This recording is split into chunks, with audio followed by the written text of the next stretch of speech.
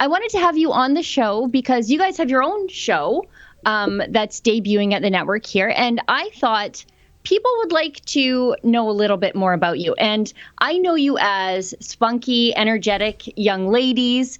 And I know about your work ethic. But I think that I'd like to learn more about you, too, along with our viewers. So I guess I'll start with Nat. You're a conservative. How did that happen? Because young women, you're really not supposed to be conservative, right? Like you're supposed to be completely brainwashed by pop culture and university, and you're supposed to be very delicate and sensitive and not able to accept other ideas, but also you're not able to communicate your own. That's not the vibe I'm getting from you. So how did you end up this way? Yeah, so I was raised in a Christian conservative household, but of course I went to university and I kind of fell away from those things a bit. And then I think what really triggered me was when Justin Trudeau had been elected, and I think it was 2015.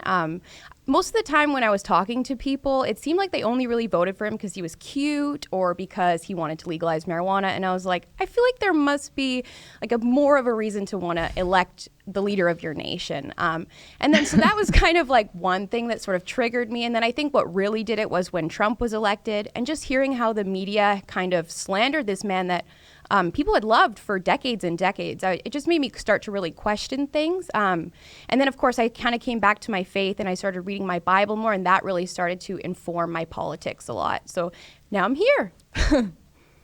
Now, what do your friends and family say about your sort of return to conservatism and I guess working at Rebel News? What do they think about that? You know, I'm actually extremely blessed to have supportive people in my life. My dad is stoked. He has been an avid Rebel News follower for quite some time now. So no, I'm really blessed. A lot of my friends are also very aligned with me. My parents are supportive. They're really proud that I work here and excited. So. That's great. Katherine, I'm going to ask you the same question. How did you end up this smart, fun, spunky, conservative lady in a world where I am increasingly disappointed with your generation? I am also incredibly disappointed with my generation.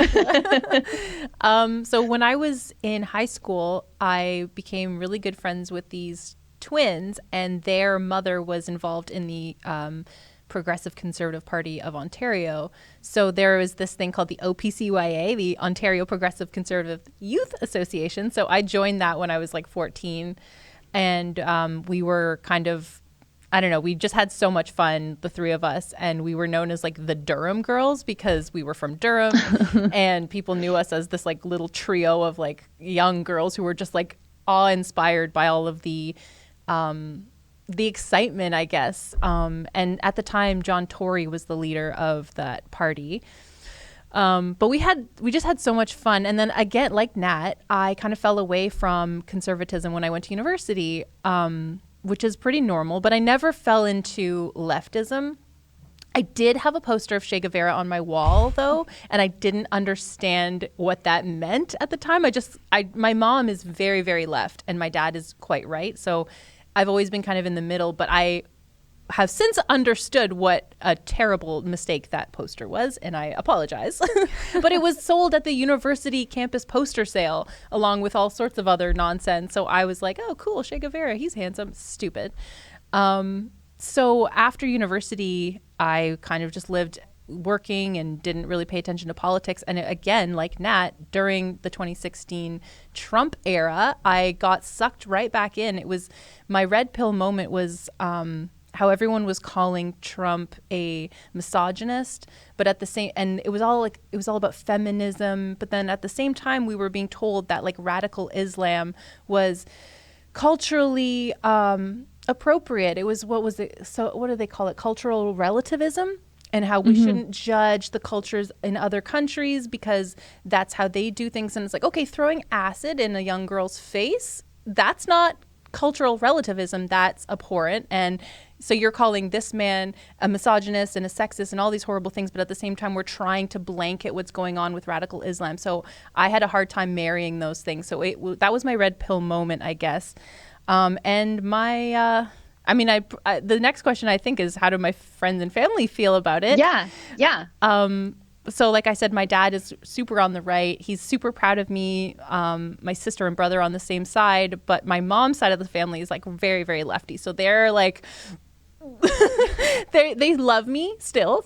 Thank God for that. Yeah, of course. But they're not super, super excited about this job and everything that it entails. But I've always found myself in the middle because my parents are divorced. So I've always been in the middle of two very conflicting, strong personalities, and I've always had to navigate my way in between. So I do consider myself a centrist, as I think most people do. But the center is so far left that it's pushed me to the right. So that's my story. If you'd like to get access to my show as well as other great TV style shows too, like Ezra's Nightly Ezra Levant Show and David Menzies' Friday night show, Rebel Roundup, just go to rebelnews.com/subscribe. That's rebelnews.com/subscribe.